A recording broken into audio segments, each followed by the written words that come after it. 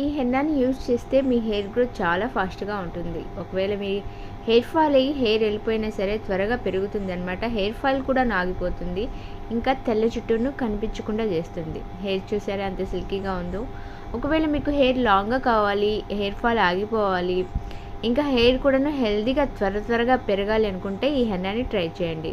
2 గ్లాసుల నీళ్లు తీసుకున్నాను. అందులో 1 టేబుల్ స్పూన్ టీ పొడి, తర్వాత కొంచెం కరివేపాకు, తర్వాత కొంచెం వచ్చేసి అల్లం చాలా బాగా పనిచేస్తుంది హెయిర్ ఫాల్ ఆగటానికి, హెయిర్ బాగా త్వరగా పెరగటానికి. తర్వాత వచ్చేసి కొంచెం రైస్ వేసాను.